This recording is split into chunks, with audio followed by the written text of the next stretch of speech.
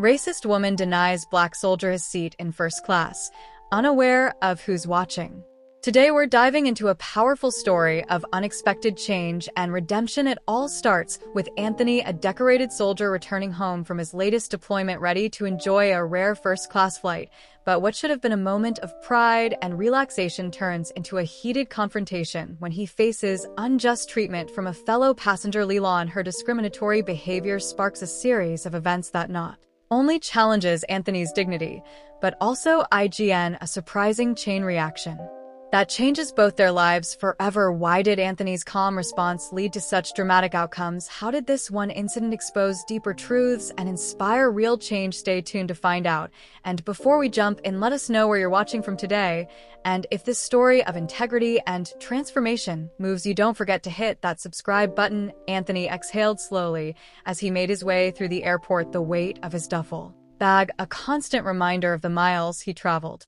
His fatigued eyes scanned the busy terminal, taking in the mix of people rushing by. Most were in a hurry, heads down, preoccupied with their own lives. He, however, was calm. Tired, yes, but calm. It felt good to be back after months overseas, risking his life in foreign lands. Coming home to his family felt like the reward he had been waiting for. He walked with purpose, though his steps were a little slow, lower than usual, the ache in his muscles, the stiffness in his legs, signs of a body that had been through more than most could imagine. Still, he carried himself with pride. His uniform, freshly pressed for the occasion, stood out amid the sea of travelers, drawing a few glances.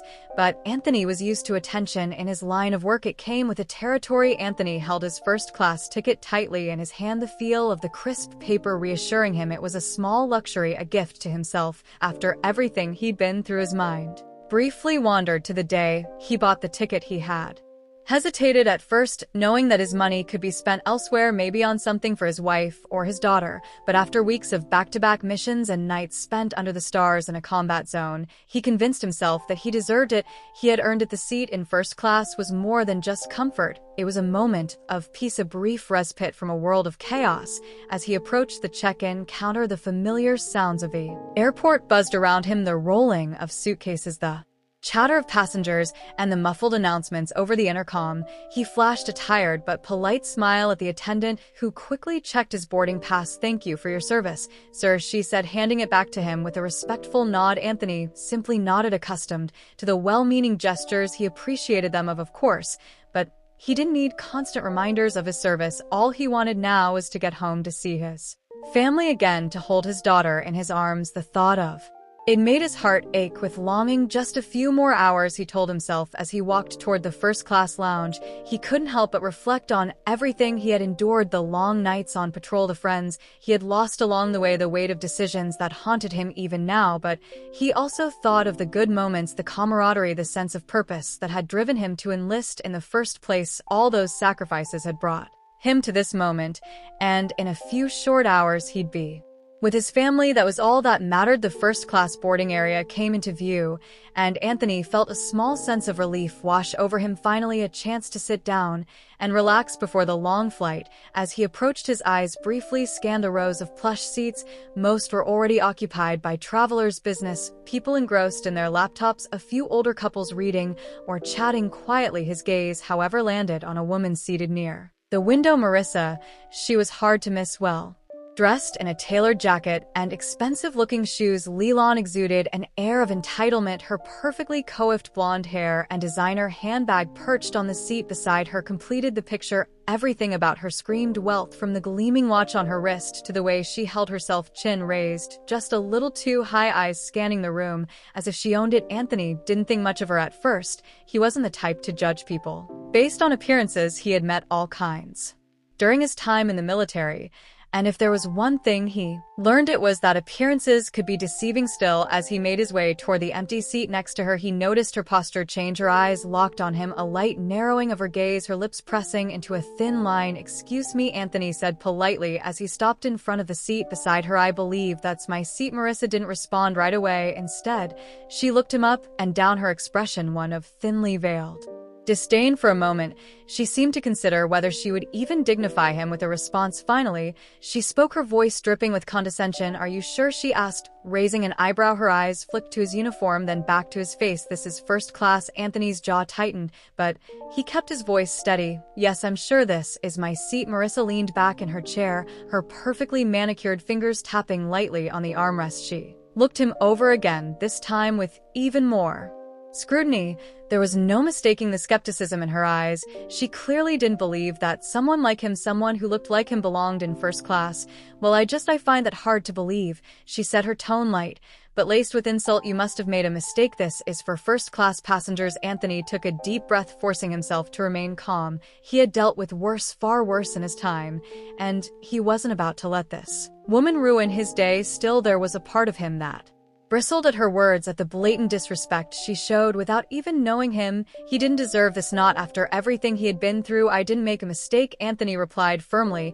"I have a first-class ticket, and this is my seat." Marissa pursed her lips, clearly unimpressed. She glanced around as if expecting someone to come to her aid and remove him. When no one did, she let out a small, exasperated sigh. "Well, you'll have to forgive me for being skeptical," she said, her voice dropping to a whisper, though still loud enough for him to hear. "It's just not what I expected." Anthony narrowed his eyes slightly. He knew exactly what she meant by that. It wasn't the first time he had encountered someone who assumed things about him based on the color of his skin or the way he looked, but it didn't make it any easier to stomach. Before he could respond, the flight attendant approached. Sensing the tension between them, she smiled politely at both of them, though her eyes flicked nervously between Anthony and Leland. "Is everything all right here?" the flight attendant asked, her voice cautious. Marissa was quick to speak up, her tone indignant. "I think there's been a mistake. This gentleman seems to think he's supposed to be sitting here in first class, but I find that highly unlikely." The flight attendant looked at Anthony, who handed her his ticket without a word. She examined it, her eyes widening slightly as she saw the seat assignment. "There's no mistake," the flight attendant said, her voice kind but firm. "This is Mr. Davis's seat." Leland blinked in surprise, clearly not expecting that response. For a moment, she seemed at a loss for words, but she quickly recovered, her expression hardening. "Well, I just find that very unusual," she muttered under her breath, though loud enough for both Anthony and the flight attendant to hear. The flight attendant, sensing that the situation was on the verge of escalating, offered a tight smile. "I assure you, ma'am, everything is in order. Mr. Davis, if you'd like to take your seat, will be boarding shortly." Anthony nodded, grateful for the intervention. He stepped forward and placed his bag in the overhead compartment before taking his seat beside Leland. She shifted uncomfortably in her chair, clearly unhappy with how things have played out. As Anthony settled into his seat, he couldn't help but feel a mix of emotions: frustration, anger, but also a sense of relief. He had faced far worse than an entitled woman with prejudiced assumptions, but it's still stone all he wanted was a peaceful flight, and already things were off to a rocky start. He glanced out the window, trying to focus on the thought of home, on the idea of seeing his family again, but Lillian's presence beside him was a constant reminder of the biases that still lingered even in places as ordinary as an airport. Anthony took a deep breath and closed his eyes, determined to let it go. He had made it this far, and nothing, not even Marissa, was going to ruin the moment he had waited for so long. Anthony sat quietly in his seat, staring out of the airplane window, trying to calm his mind after the brief exchange with Marissa. The woman's cold, judgmental attitude had gotten under his skin, but he wasn't about to let her ruin the day. After all, he had faced much worse in his life. This was just ignorance. He'd been taught to pick his battles, and this one wasn't worth it. Marissa, on the other hand, was far from done. She kept glancing at Anthony out of the corner of her eye, her lips pursed in a tight line. Every once in a while, she'd let out a loud, annoyed sigh, making it clear that she wasn't happy with the seating arrangement. Finally, Marissa could no longer contain her frustration. She turned toward Anthony, her voice sharp and cutting. "Are you sure you're supposed to be sitting here?" she asked, raising an eyebrow. Her tone was accusatory, as if she was trying to catch him in some sort of lie. "I mean, this is first class." Anthony's eyes flicked toward her briefly before returning to the window. He wasn't in the mood for a confrontation, but it was clear she wasn't going to let it go. "Yes," he said, his voice calm but firm. "I'm sure." Leland scoffed, her eyes narrowing. "I don't know how you managed to get that seat," she muttered, more to herself than to him. "There must have been some kind of mix-up." Anthony clenched his jaw, feeling that tension build in his chest. He could feel the eyes of the other passengers on them, watching the scene unfold. He didn't want to make a scene, didn't want to be the center of attention, but Marissa was pushing him to the edge. "I didn't make a mistake," Anthony said, keeping his voice steady. "I bought this ticket." Marissa crossed her arms, her expression a mix of disbelief and annoyance. "You bought a first-class ticket?" she asked, her tone incredulous. "I find that hard to believe." Anthony took a deep breath, forcing himself to remain calm. He knew what she was implying, even if she hadn't come right out and said it. It was their hanging in. The air between them thick with racial undertones. She didn't believe he belonged in first class because of the color of his skin. It was as simple as that. "Believe what you want," Anthony said quietly, his patience wearing thin. "But this is my seat," Leland huffed, clearly unsatisfied with his answer. She turned toward the aisle, waving down a flight attendant with exaggerated urgency. "I need you to check this man's ticket," Marissa demanded. As soon as the flight attendant approached, her voice was loud enough for everyone nearby to hear, drawing even more attention to their row. "There's been some sort of mistake. He doesn't belong in first class." The flight attendant, a young woman in her mid-20s, blinked in surprise, clearly taken aback by the accusation. She glanced at Anthony, her expression apologetic, before turning back to Marissa. "Ma'am, I've already checked his ticket," the flight attendant said, trying to remain professional despite the uncomfortable situation. "Hune's in the correct seat." "Well, I don't think that's right," Leland insisted, her voice rising in pitch. "There's no way he paid for a first-class seat." Anthony's grip tightened on the armrest, but he kept his mouth shut. He had nothing to prove to this woman. He knew his worth, and he wasn't about to let her words get to him. Still, it was hard not to feel the sting of her blatant disrespect. The flight attendant hesitated, glancing between Anthony and Marissa. "Ma'am, I assure you everything is in order," she said, her tone polite but firm. "There's no mistake." Marissa shook her head, clearly unsatisfied. "You need to check again," she said, her voice cold and insistent. "This man doesn't fit the profile of someone who flies first class. I don't know how he got this seat, but there's been some kind of mix-up, and I expect you to fix it." At those words, Anthony felt a surge of anger flare in his chest. The racial undertone was no longer just implied. It was out in the open, now plain for everyone to hear. He glanced around the cabin, noticing how the other passengers were shifting uncomfortably in their seats, their eyes darting between him and Marissa. Some of them looked embarrassed, others looked as though they wanted to say something but weren't sure how to intervene. The flight attendant, to her credit, remained composed. She turned to Anthony, offering him an apologetic smile. "Sir, I'm so sorry for the inconvenience," she said, her voice gentle. "Could I please see your ticket again?" "Just to confirm," Anthony sighed, quietly reaching into his pocket and pulling out his boarding pass. He handed it to the flight attendant without a word, watching as she carefully examined it. A few moments later, the flight attendant looked up, nodding. "Everything is correct," she said, turning back to Marissa. "This is Mr. Davis's seat." Marissa's face flushed with irritation. She opened her mouth to argue further, but the flight attendant quickly cut her off, her tone becoming more authoritative. "Ma'am, I need to ask you to please stop harassing Mr. Davis. His ticket is valid, and he has every right to be in this seat. If there are any further issues, I will have to involve the captain." Marissa's mouth snapped shut, her eyes blazing with indignation. For a moment, it looked like she might continue to argue, but then she seemed to think better of it. With a huff, she crossed her arms and sank back in her seat, glaring at the seat back in front of her as if it had personally offended her. Anthony let out a quiet breath, feeling the tension in the air start to dissipate. The flight attendant handed him back his ticket with a sympathetic smile. "Thank you for your patience, sir," she said softly. "I'm truly sorry for the inconvenience." Anthony nodded, appreciating her professionalism. "It's not your fault," he said quietly. The flight attendant gave him a small nod before turning to leave, her posture stiff with the effort of maintaining her composure.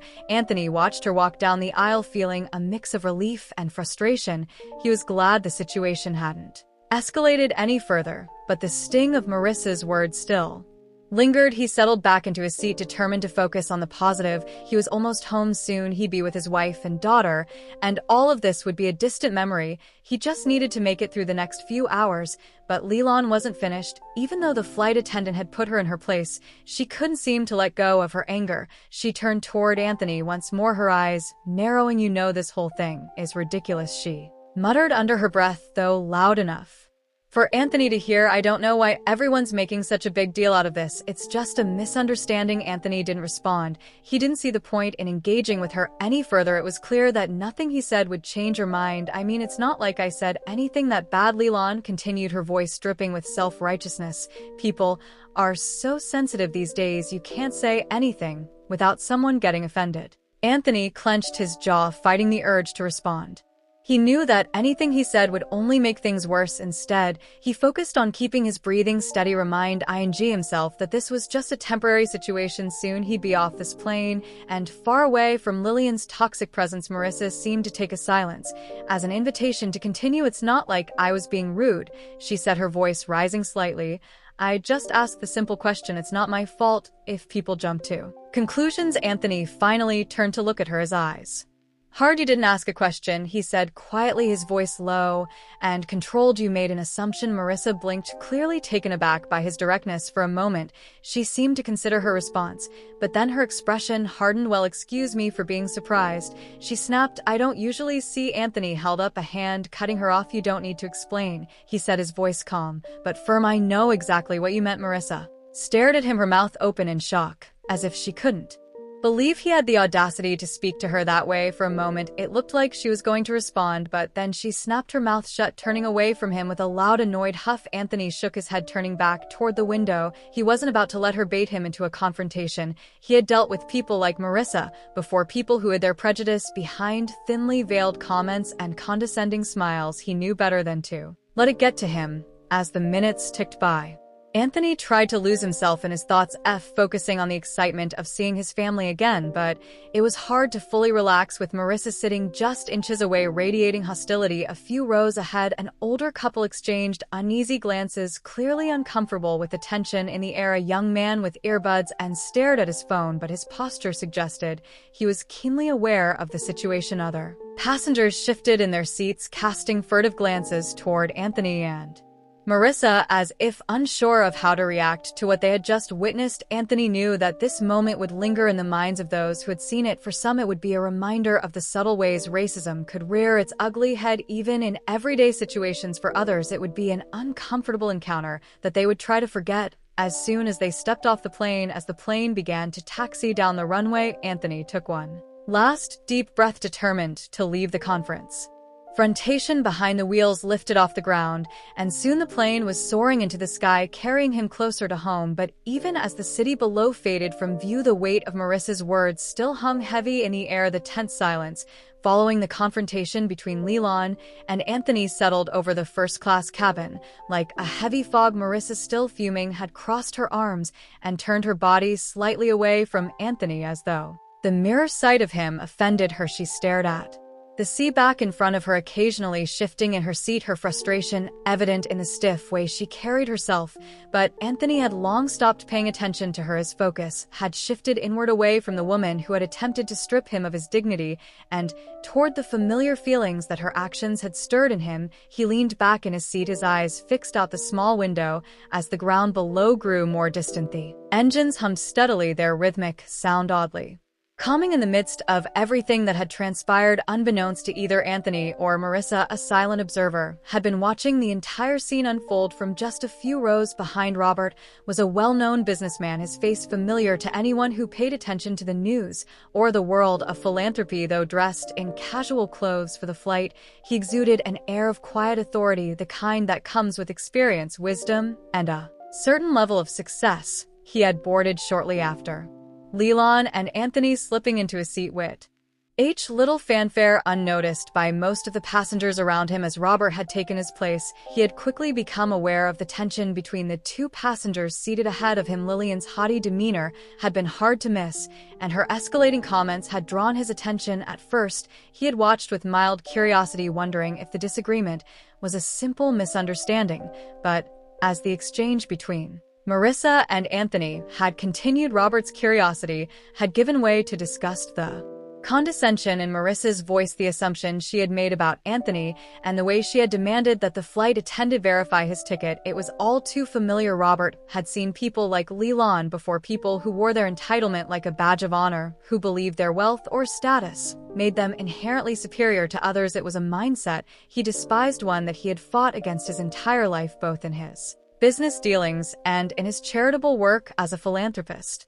Robert had dedicated much of his time to causes aimed at addressing inequality and promoting social justice. He had always believed in using his influence to create change, but in moments like this, he felt the weight of how far society still had to go. He had wanted to intervene, to say something that would shut Leland down, and offered Anthony the support he deserved, but something had stopped him. Perhaps it was the way Anthony had handled the situation, calm, composed, with a quiet strength that spoke volumes. Robert had recognized that kind of restraint, the kind that came from years of learning how to navigate a world where you were often judged before you even opened your mouth. He had seen it in friends, colleagues, and even in himself at times. So Robert had chosen to remain silent for now, observing as Anthony maintained his composure despite Marissa's provocations. It wasn't his place to step in, not yet. Anthony had handled the situation with dignity, and Robert respected that, but that didn't mean he would let it go unnoticed. He had a growing sense of determination as he watched Marissa simmer in her seat, her lips pursed in silent frustration. As the boarding process continued, other passengers began to settle into their seats, some casting uneasy glances toward the front of the cabin. With the tension between Marissa and Anthony still lingered in the air, it was clear that many of them had witnessed the confrontation, but like Robert, they had chosen to remain silent, whether out of discomfort or a desire to avoid getting involved. No one had spoken up. The unease was palpable, but no one dared to address it. Anthony, for his part, was doing his best to ignore the stares. He had been in situations like this before, and he knew how to endure them. His years in the military had taught him patience, resilience, and the importance of picking his battles. And this, as frustrating as it was, wasn't a battle worth fighting. He had nothing to prove to Marissa or anyone else in that cabin. He knew who he was, and he knew the sacrifices he had made. As the plane leveled off at cruising altitude, Anthony leaned his head back against the seat, his thoughts drifting to his time in the military. It was hard not to reflect on it now, given the irony of the situation. He had spent years serving his country, fighting for the very freedoms that allowed people like Ian to express their prejudiced views without consequence, and yet despite his service, despite the medals and commendations he had earned, he was still seen as less than simply because of the color of his skin. It wasn't a new feeling. Anthony had grown up facing discrimination, and even as he rose through the ranks in the military, he had encountered moments where his worth was questioned or diminished because of his race. But he had learned to rise above it, to focus on the things that truly mattered: his family, his comrades, and the values he held dear. He had fought for his country not because he believed it was perfect, but because he believed in the possibility of making it better. As he sat there staring out the window at the endless sky, Anthony couldn't help but feel a sense of frustration. How many more times would he have to prove himself? How many more moments like this would he have to endure? He had given so much to a country that still in so many ways refused to see him as equal. But then he thought of his family, his wife, who had stood by his side through every deployment, and his daughter, who had grown up far too fast in his absence. They were the reason he had kept going, the reason he had endured every hardship, every moment of doubt, and soon he would be home with him again. That was what mattered most. He shifted in his seat, glancing over at Marissa, who was still fuming silently. She hadn't spoken to him since the flight attendant had verified his ticket, but her body language spoke volumes. It was clear that she hadn't let go of her resentment, but Anthony was done engaging with her. She could stew all she wanted. He wasn't going to let her ruin this moment for him. As the flight attendants began to move through the cabin, offering drinks and snacks to the passengers, Robert continued to watch from his seat behind Marissa. He had been reflecting on the incident as well, thinking about how often situations like this occurred, even in spaces that were supposed to be more progressive or inclusive. It was a reminder that no matter how much progress had been made, there were still deep-seated issues that needed to be addressed. But Robert wasn't the type to just sit back and do nothing. He had spent too many years fighting for change, and he wasn't about to let this moment pass without action. He had seen Anthony's quiet strength, his refusal to let Marissa's words diminish him, and it had left a lasting impression on him. Robert had always believed in recognizing people who embodied the values of resilience, dignity, and integrity, and Anthony was a perfect example of that. As the flight attendants moved past his row, Robert made a decision. He wasn't sure exactly what he was going to do yet, but he knew he had to do something. He couldn't just let this moment pass without acknowledging what had happened, without offering some kind of support to the man who had shown such grace in the face of blatant disrespect. For now, though, he remained silent, content to watch and wait. He had learned long ago that timing was everything, and there would be a moment soon, he hoped, when he could make his move, but for now he would Let Anthony have his peace, he had earned it. As the flight continued, Anthony found himself lost in thought once again. His mind wandered back to his last deployment, the missions he had completed, and the men and women he had served alongside. He thought about the camaraderie they had shared, the way they had relied on each other in the most dangerous situations in the military. RA had mattered far less than loyalty, trust, and the ability to do your job. It was a stark contrast to the world outside, where people like Leland could still judge him without knowing anything about him. But Anthony also knew that change was possible. He had seen it in the small, everyday moments, the way his comrades had stood up for each other regardless of their backgrounds, the way they had come together as a team united by a common purpose, and he believed that the world outside could learn from that too. It was slow, it was painful, but it was possible. As the plane continued its journey, Anthony closed his eyes, letting the hum of the engines lull him into a state of quiet reflection. He didn't know what the future held, but he knew one thing for sure: he wasn't going to let people like Leland hold him back. He had fought too hard, sacrificed too much to be diminished by her narrow-mindedness, and as he sat there, unaware of the silent witness watching from behind, he had no idea that this light would soon take a surprising turn, one that would remind him that there were still people in the world who believed in doing the right thing. Robert, too, remained deep in thought, his gaze fixed on the back of Marissa's seat. He had seen enough, and he was ready to act, but for now he waited, his mind already forming a plan for what he would do once the plane touched down. The flight might have been quiet, but beneath the surface, something much bigger was brewing, and neither Anthony nor Marissa had had any idea just how significant this journey would become. The plane's wheels touched down on the tarmac with a soft thud, the sound of the engines shifting as they prepared a taxi to the gate. The long flight was finally over, and for many passengers the relief was palpable. But for Anthony, it wasn't the end of just another journey, it was the end of an experience he wouldn't soon forget. He had remained calm throughout the entire ordeal, maintaining his dignity in the face of Marissa's arrogance.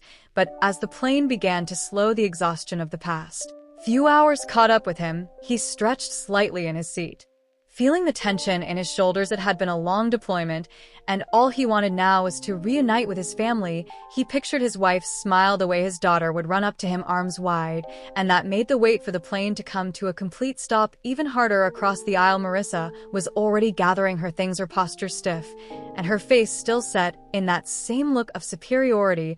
She hadn't spoken a word to Anthony since the flight attendant confirmed his ticket, and though her silence should have been a sign of retreat, she seemed convinced she had come out of the situation victorious. To her, Anthony's calm had likely been seen as submission. She, after all, had not apologized or acknowledged her mistake. As passengers stood and began retrieving their luggage from the overhead bins, Marissa gave Anthony a quick, disdain glance before turning her back to him entirely. She had no idea who she had been seated next to: a decorated soldier, a man who had given years of his life to serve his country. But that didn't matter to her. All she saw was what was on the surface, and she was content in her ignorance. Anthony, on the other hand, had already moved on. He gathered his carry-on bag and stood giving the cabin one last glance. The other passengers, some of whom had watched the earlier exchange in discomfort, now seemed eager to disembark. There was a tension in the air that no one wanted to acknowledge. As they filed out of the plane, Anthony felt the weight of their stares, but he paid them no mind. He had more important things on his mind: home, family, and the end of a long journey. As he stepped into the terminal, the cool air of the airport hit him, and for the first time in hours, Anthony allowed himself to breathe a little easier. He was almost there, almost home. But as he began to walk through the terminal, something unexpected happened. From behind him, a voice called out, firm but polite, "Excuse me, sir." "Anthony, isn't it?" Anthony turned to see a man approaching him, dressed in casual clothes but with an air of quiet confidence. He didn't recognize the man at first, but then the memory clicked. The man had been seated a few rows behind him on the plane, a silent observer during the earlier incident with Marissa. "Yes," Anthony said cautiously. "Can I help you?" The man smiled, extending a hand. Robert Davis." Anthony shook his hand, still unsure of where this was going. There was something familiar about the name, but he couldn't quite place it. "I was on the flight with you," Robert explained, his tone calm but serious. "I saw what happened with that woman, Marissa, was it?" Anthony nodded, his expression neutral. "Yeah, I remember." Robert hesitated for a moment, as if choosing his words carefully. "I just wanted to say I was impressed by how you handled yourself. That kind of grace in a situation like that, it says a lot about your character. Most people would have lost their temper." Anthony shrugged slightly. "I've dealt with worse. It's not worth the energy." Robert's eyes softened. With understanding, I can imagine you have, but still I wanted to tell you what you did mattered to me, and I'm sure to others who saw it, Anthony wasn't used to receiving compliments like this, especially from strangers, so he shifted, slightly unsure of how to respond. I appreciate that, but really it was nothing. No, it wasn't nothing, Robert said firmly, and I want to talk to you about something if you have a moment. Anthony raised an eyebrow. What do you mean? Robert motioned for him to walk with him. Leading the way through the terminal, I run a charity organization. We focus on helping veterans and supporting minority-owned businesses. And after seeing how you handled yourself back there, I think you'd be a great fit for a role we have. It's something I'd love to discuss with you. Anthony was taken aback by the offer. He had expected this conversation to be short, maybe a quick thank you from a fellow passenger who had witnessed the incident. But this was something entirely different. He followed Robert as they walked. Curiosity piqued. What kind of role are we talking about? Anthony asked, his voice cautious but intrigued. Robert smiled as they reached a quieter part of the terminal away from the crowd. We're always looking for people with strong leadership skills, people who can inspire others and help guide our mission.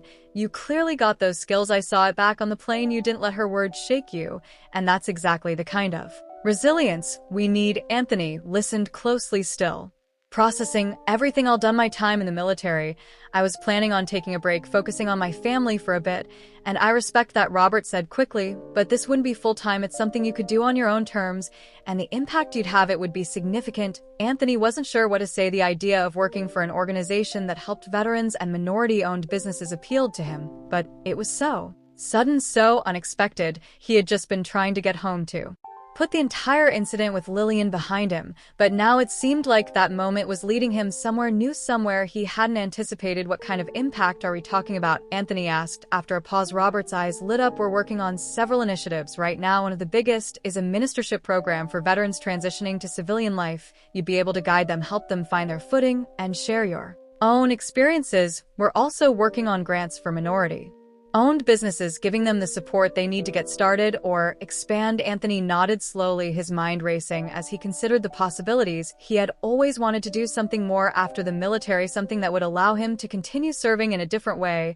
And this opportunity, it felt like it had come out of nowhere. But maybe that was the point. Robert must have sensed his hesitation because he added, look, I don't expect you to give me an answer right now, but I'd love for you to come to a meeting with the team, see what we're about. I think you'd be impressed with what we're doing. Anthony looked at Robert, still uncertain, but beginning to feel a sense of excitement growing. A meeting? Huh? Robert grinned. Yeah, we're based not far from here. How about tomorrow? No pressure, just come by and see what we're working on. Anthony considered it for a long moment, then nodded. All right, I'll come by. The two men shook hands again, and as they did, Anthony felt a sense of purpose he hadn't felt in a long time. This wasn't just a random encounter. It felt like something more, like a door opening to a new chapter in his life. And as he walked away from Robert, heading toward the exit to finally reunite with his family, he couldn't help but feel grateful for the unexpected turn his journey had taken. The next day, Anthony arrived at the address Robert had given him, a modest but professional-looking building tucked away in the heart of the city.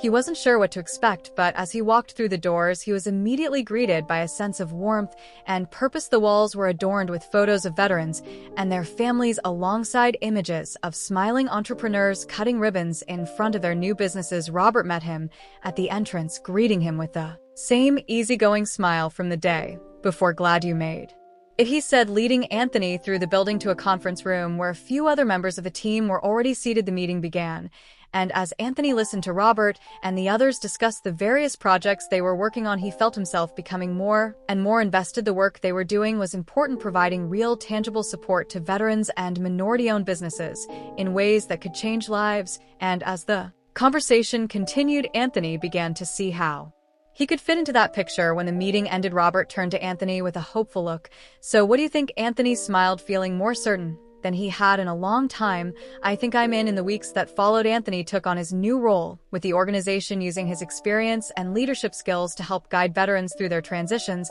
and support the growth of minority-owned businesses. It was challenging work, but it was also so deeply rewarding, and Anthony found a renewed sense of purpose in it. As for Leland, she remained unaware of the ripple effect her actions on that plane had caused. She had walked away from the encounter convinced she had won, but in reality her behavior had only fueled Anthony's determination to make a difference.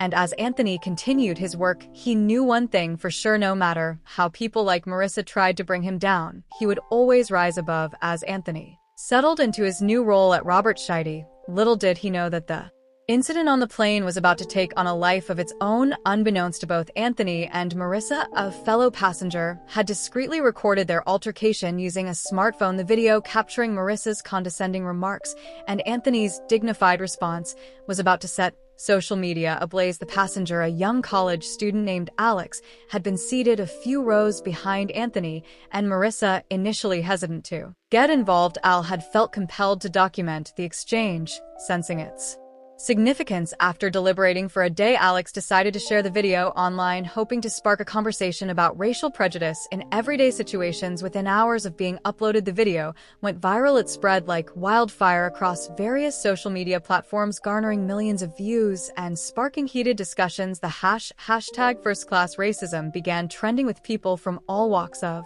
life weighing in on the incident. Comments flooded in overwhelmingly in support of Anthony. This man's composure in the face of such blatant disrespect is incredible. True strength right there. How can people still act like this in 2024? Disgusting behavior from that woman. I hope the airline bans her for life. This kind of racism has no place in our society. As the video continued to circulate, it caught the attention of major news outlets. Soon the story was being featured on national broadcasts, with anchors and commentators dissecting the incident and its implications from modern society. One news anchor introduced the segment saying, "A shocking display of racial prejudice aboard a first-class flight has ignited a nationwide conversation about privilege and discrimination." The video, which has now been viewed over 10 million times, shows a woman identified as Leland Hartley questioning a black man's right to sit in first class. The public's reaction was swift and decisive. People were outraged by Marissa's behavior, with many calling for consequences. It didn't take long for internet sloths to identify Marissa and her employer, a prominent marketing firm in New York City. As the backlash intensified, Marissa's employer found itself at the center of a PR nightmare. Their social media accounts were flooded with angry messages demanding action. The company's CEO, Sarah Carter, quickly realized the severity of the situation. In an emergency meeting with her executive team, Sarah paced the room, her face etched with concern. "We need to address this immediately," she said, her voice tense. "Our silence is being interpreted as complicity." One of the executives spoke up. "Maybe we should wait for things to blow over. These internet storms usually die down." After a few days, Sarah shook her head firmly. "No, we can't afford to wait. Our company values explicitly state our commitment to diversity and inclusion. If we don't act now, we're hypocrites." After a heated discussion, the decision was made. Sarah drafted a public statement condemning Marissa's actions and announcing her immediate termination from the company. The statement read, "We at Carter Marketing are deeply disturbed by the video circulating online featuring one of our employees. The behavior displayed goes against everything our company stands for. We have a zero tolerance policy for discrimination of any kind, effective immediately." Leland Hartley is no longer employed by our organization. As news of Lillian's termination spread, the public's reaction was mixed. Many applauded the company's swift action, while others debated whether the punishment fit the offense. The incident sparked broader discussions about accountability in the age of social media and the role of employers in policing their employees' behavior outside of work. Marissa, who had been blissfully unaware of the storm brewing around her, was blindsided by her sudden termination. She arrived at work one morning to find her access card deactivated and security waiting to escort her from the premises. In a state of shock, Marissa tried to defend herself to her former colleagues. "It's all a misunderstanding," she exclaimed, her voice shrill with panic. "They're making it into something it's not." But her pleas fell on deaf ears as she was led out of the building. The reality of her situation began to sink in. The comfortable life she had known was crumbling around her, all because of a moment of prejudice caught on camera. In the days that followed, Marissa's life became a nightmare of public scrutiny and personal crisis. She was recognized on the street, with people hurling insults and accusing her of racism. Her social media accounts were flooded with angry messages, forcing her to shut them down. Even her friends and family began to distance themselves, not wanting to be associated with the controversy. Desperate to salvage her reputation, Marissa agreed to an interview with a local news station. Sitting across from the interviewer, her usual confidence was replaced by a nervous energy. "Miss Hartley," the interviewer began, "what do you have to say about your actions on that flight?" Marissa shifted uncomfortably in her seat. I realize now that my behavior was inappropriate," she said, her voice quavering, "but I want people to know that I'm not a racist. It was just a misunderstanding." The Interviewer pressed on, but the video clearly shows you questioning the gentleman's right to be in first class based on his appearance. How is that not racist? Marissa's facade cracked. I was tired. I wasn't thinking clearly, she stammered. I've never had any problems with people of color before. I have black friends. Her weak attempts at justification only fueled the public's anger. Social media erupted with memes and parodies of her interview, further cementing her status as a symbol of entitled racism. As Lillian faced the consequences of her actions, Anthony's story was taking a very different turn. The same video that had exposed Lillian's prejudice had also showcased Anthony's remarkable composure and dignity. People were impressed by his ability to remain calm in the face of such blatant disrespect. Robert Scheide, sensing an opportunity to expand their reach, decided to make Anthony the face of their new anti-discrimination campaign. They launched a series of videos featuring Anthony sharing his experiences and discussing the importance of treating all people with respect and dignity. In one of these videos, Anthony spoke directly to the camera, his voice steady and sincere. What happened to me on that flight isn't unique, he said. People of color face these kinds of microaggressions every day, but we have a choice in how we respond. We can let it break us down, or we can use it as fuel to drive positive change. The campaign resonated with people across the country. Anthony's message of resilience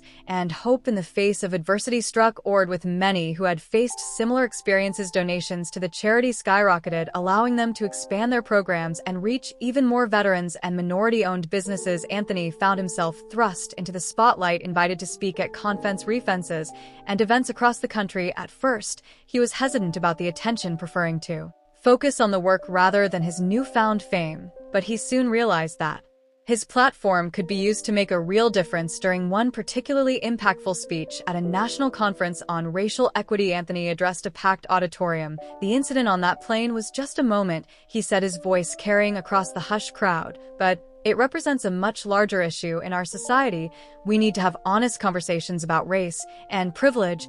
We need to challenge our own biases and stand up against discrimination wherever we see it. The audience erupted in applause, many rising to their feet in a standing ovation. Anthony's words were having a tangible impact, inspiring people to examine their own behaviors and work towards creating a more inclusive society. As Anthony's influence grew, so did the reach of Robert's charity. They part with major corporations to implement diversity and inclusion training programs. They expanded their grants for minority-owned businesses, helping to create jobs and stimulate economic growth in underserved communities, and their veteran support programs flourished, providing crucial assistance to those who had served their country. One day, as Anthony was leaving a meeting at the charity's office, he ran into Robert in the hallway. Robert clapped him on the shoulder, a proud smile on his face. "You know, Anthony," he said, "when I saw you on that plane, I knew you were something special, but I had no idea just how much of an impact you'd have." Anthony smiled back, a mix of humility and determination in his eyes. "I'm just glad I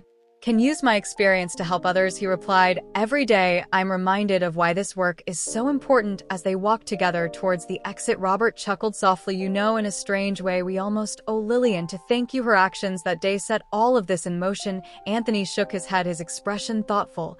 "I don't think we owe her anything, but I do hope she's learned something from all this. Maybe, in some small way, this whole experience has opened her eyes." As they stepped out into the sunlight, Anthony couldn't help but reflect on the unexpected journey that had brought him to this point, from a moment of discrimination on a plane to becoming a voice for change. His life had taken a turn he never could have anticipated, but as he looked at the charities building behind him, blazing with their motto, empowering change, embracing diversity, he knew he was exactly where he was meant to be. The incident that had started it all, a moment of prejudice caught on camera, had sparked in national conversation. It had cost Lillian her job and her reputation, serving as a stark reminder of the consequences of unchecked bias, but it had also elevated Anthony, turning him into a symbol of grace under pressure and a catalyst for positive change. As Anthony drove home that evening, he thought about the many lives that had been touched by the charity's work, veterans finding their footing in civilian life,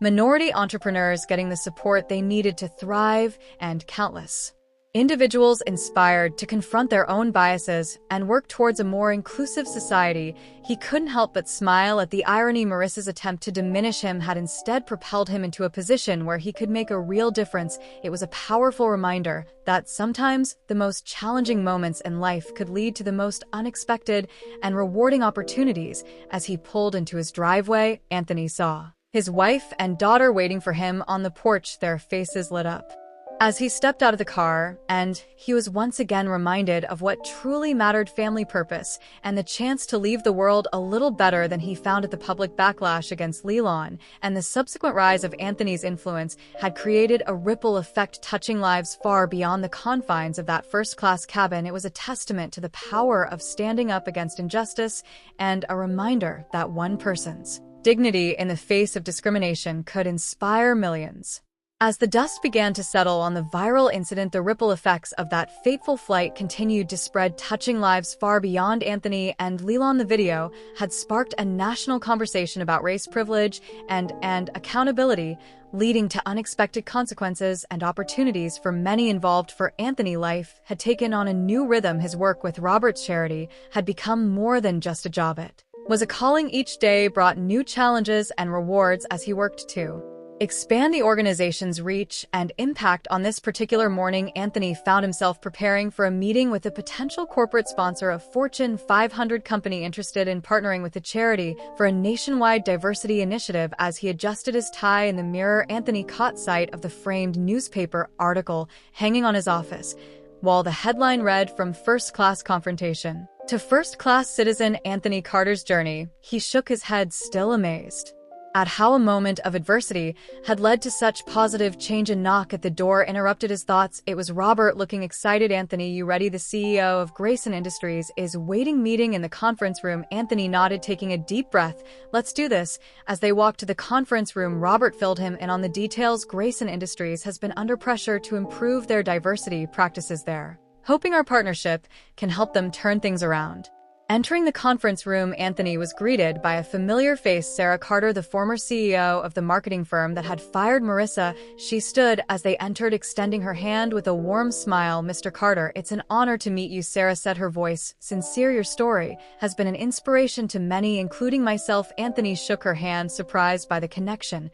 "Miss Carter, I believe we have a mutual acquaintance." Sarah's smile faltered slightly. "Yes, I suppose we do." The incident with Marissa, it was a wake-up call for our entire organization. It made us realize we needed to do more than just talk about diversity and inclusion. We needed to live it. As they sat down, Sarah explained that she had left her position at the marketing firm to take on the role of Chief Diversity Officer at Grayson Industries. "Your story made me realize I wanted to be part of the solution, not just react to problems," she said. The meeting progressed with Sarah outlining Grayson Industries' plans for a comprehensive diversity and inclusion program. They wanted to partner with Anthony and Robert Scheide to provide training, MIP, and support for minority employees and entrepreneurs. As Anthony listened, he couldn't help but marvel at the chain of events that had led to this moment. The woman who had fired Marissa was now sitting across from him, seeking his expertise on creating a more inclusive workplace. It was a powerful reminder of how a single moment could spark widespread change. After the meeting, as Sarah was preparing to leave, she paused at the door. "Mr. Carter, there's something else I wanted to discuss with you," she said, her tone becoming more serious. "It's about Marissa." Anthony felt a flutter of unease in his stomach. He hadn't thought about Lillian in months, deliberately avoiding news about her after the initial media frenzy. "What about her?" he asked cautiously. Sarah sighed, her expression a mix of concern and frustration. "She's been struggling to find work since the incident. The video, it's followed her everywhere. I recently heard she's been reduced to working minimum wage jobs, barely making ends meet." Anthony listened, unsure how to respond. Part of him felt a twinge of sympathy for Marissa. Despite everything that had happened, another part reminded him of the hurt and humiliation he'd felt that day on the plane. Sarah continued, "I know she hurt you, and what she did was inexcusable, but I can't help wondering if there's a way to turn even this into something positive. Maybe there's an opportunity here to show what true forgiveness and growth look like." Anthony raised an eyebrow, intrigued. Despite himself What are you suggesting? What if we offer Marissa a chance to make, and not just a public apology, but a real opportunity to learn and change? She could go through our new diversity training program, maybe even share her story as a cautionary tale. Sarah paused, gauging Anthony's reaction. It could be powerful, showing that people can learn from their mistakes, that cancel culture doesn't have to be the end of the story. Anthony leaned back in his chair, considering the proposal. It was a bold idea, and not without risks. But wasn't that what their work was all about? Challenging people to confront their biases and grow? Let me think about it, Anthony said finally. It's not a decision to be made lightly. Sarah nodded, understanding the weight of what she was asking. As she left, Anthony turned to Robert, who had been silent throughout the exchange. What do you think? Anthony asked. Robert stroked his chin thoughtfully. It's risky, he admitted, but if it works, it could be transformative, not just for Marissa, but for everyone who sees it. It's easy to write someone off as a lost cause. It's much harder, and perhaps more important, to offer them a path to redemption. Over the next few days, Anthony wrestled with a decision. He talked it over with his wife, seeking her wisdom and support. She reminded him of the values that had guided him throughout his life and career: compassion, forgiveness, and the belief in people's capacity for change. Finally, Anthony made his decision. He called Sarah and agreed to move forward with the plan, but with conditions. Leland would need to commit to a comprehensive education program, not just a one-time training. She would need to demonstrate real change, not just pay lip service to diversity, and most importantly, she would need to agree to use her experience to educate others about the harm caused by prejudice and discrimination. Sarah was elated. Thank you, Anthony. I believe this could be the start of something truly transformative. The next step was to approach Marissa. Sarah took on this task, tracking her down to the small apartment where she now lived. The Leland she found was a far cry from the confident, entitled woman from the plain. Months of public scrutiny and professional rejection had taken their toll. When Sarah explained the proposal, Marissa was initially skeptical, even hostile. Why would you want to help me? She demanded. Is this some kind of trick to humiliate me further? Sarah shook her head. No, Lillian, this is a genuine offer, a chance to make things right, to learn and grow from your mistakes. But it won't be easy. You'll have to confront some hard truths about yourself and your actions. Leland was quiet for a long moment, tears welling in her eyes. I've lost everything, she whispered. My job, my friends, my reputation, all because of one stupid moment. I never thought of myself as a racist, but now I don't know what to think. Sarah placed a comforting hand on Marissa's shoulder. That's a start, she said gently, recognizing that we all have biases, that we all have room to grow. That's the first step. The question is, are you willing to take the next step? After a long pause, Leland nodded. Yes, she said, her voice barely above a whisper. Yes, I am. Over the next few months, Marissa underwent an intensive education program. She attended workshops, read books, and had difficult conversations about race, privilege, and unconscious bias. It wasn't easy. There were moments of defensiveness, of backsliding into old patterns of thinking, but slowly, surely, she began to change. The culmination of the program was a face-to-face meeting with Anthony. Both were understandably nervous. As they sat down in a neutral location, a small conference room at Grayson Industries, Marissa spoke first, her voice shaky but determined. Anthony, I don't even know where to begin. What I did to you that day was inexcusable. I was arrogant, prejudiced, and cruel. I'm deeply, deeply sorry. Anthony listened quietly, his face impassive. When Marissa finished, he leaned forward, his gaze intent. Leland, I appreciate your apology, but I need to know, what have you learned from this experience? How have you changed? Marissa took a deep breath. I've learned so much, she began. I've learned about the daily microaggressions that people of color face. I've learned about my own privilege and how I've benefited from systemic racism without even realizing it. But most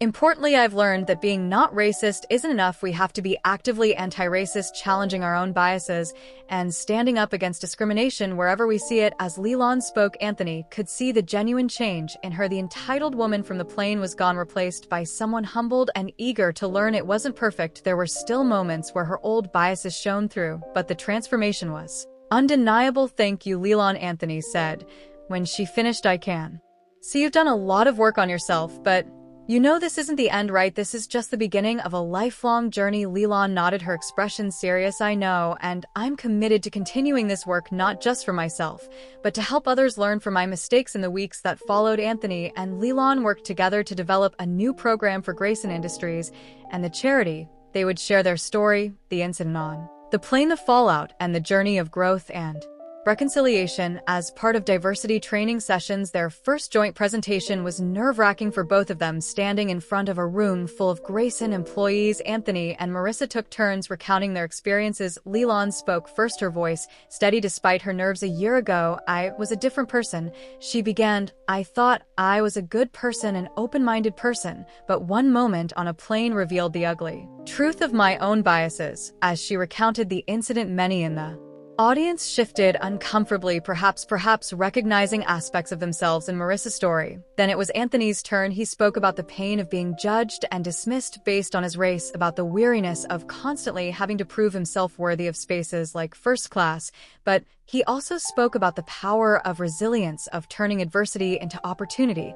"What happened that day was painful," Anthony said, his voice strong and clear, "but it led to something powerful. It sparked conversations, it created change, and it showed that even in our darkest moments, there's potential for growth and redemption." As they concluded their presentation, the room erupted in applause. Many employees approached them afterward, sharing their own experiences and pledging to do better in their own lives. Over time, Anthony and Marissa's story spread beyond Grayson Industries. They were invited to speak at conferences, universities, and other corporations. Their journey of conflict, growth, and reconciliation became a powerful tool for teaching about racism, privilege, and the potential for change. One evening after a particularly impactful presentation, Anthony and Marissa found themselves sitting in a quiet corner of a hotel bar, reflecting on how far they'd come. "You know," Marissa said, swirling her glass of water thoughtfully, "a part of me will always be ashamed of what I did that day, but I'm grateful for where it led me. I'm a better person now than I ever was before." For Anthony nodded, understanding the complex mix of emotions. "That's the thing about growth," he said. "It's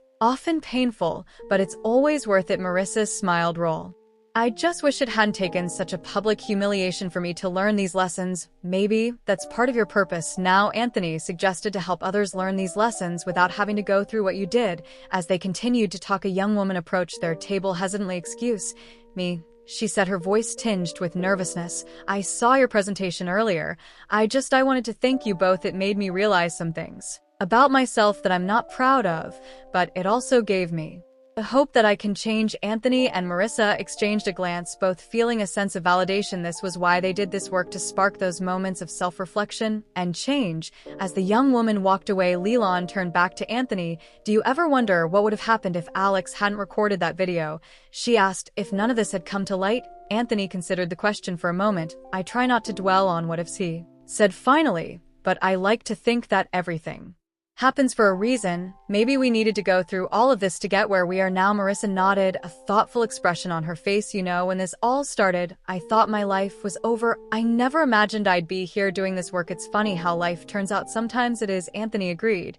"But that's the beauty of it, isn't it? We never know where our actions might lead us. All we can do is try to make the right choices, learn from our mistakes, and keep moving forward." As they sat there, an unlikely pair brought together by a moment of conflict, both Anthony and Leland felt a sense of purpose. They had taken a painful incident and transformed it into a force for positive change. It wasn't always easy, and there were still challenges ahead, but they were committed to the journey. Their story had become more than just a viral video or a cautionary tale. It had become a testament to the power of education, empathy, and the human capacity for growth in a world often divided by race and privilege. Anthony and Lillian's journey offered a glimmer of hope, a reminder that even in the face of prejudice and discrimination, there was always the possibility of learning, changing, and coming together.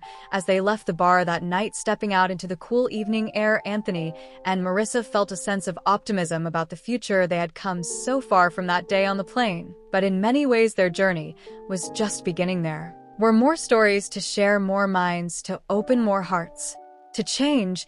And as they parted ways, each heading back to their respective hotel rooms, they carried with them the knowledge that their unlikely partnership was making a real difference in the world. One presentation at a time, one conversation at a time, they were helping to build a more understanding, more inclusive society. It wasn't always easy, and there were still moments of tension and discomfort, but Anthony and Marissa had learned that those moments of discomfort were often where the most growth happened, they had learned to lean into the difficult conversations to challenge themselves and others to do better. As Anthony lay in bed that night reflecting on the day's events, he couldn't help but marvel at the strange twists and turns his life had taken. From a decorated soldier to a victim of discrimination to a catalyst for change, it had been quite a journey. He thought about the young woman who had approached them in the bar and the countless others who had shared similar stories of revelation and growth. After hearing their presentation, it was a powerful reminder of why this work was so important. Across town in her own hotel room, Marissa was having similar thoughts. She looked at herself in the mirror, remembering the entitled woman she had once been. The journey of self-reflection and growth had been painful at times, but she wouldn't trade it for anything. As both Anthony and Marissa drifted off to sleep that night, they felt a sense of purpose and hope. They knew that there was still much work to be done, many more minds to open and hearts to change, but they were ready for the challenge. Their story, a story of conflict, growth, and ultimately reconciliation, had become a powerful tool for change. And as they looked to the future, both Anthony and Leland were committed to continuing their work, to using their experiences to help build a more understanding, more inclusive world. It was a reminder that even in our darkest moments, there is always the potential for growth and transformation, that with education, empathy, and a willingness to change, we can overcome our biases and build bridges across the divides that separate us.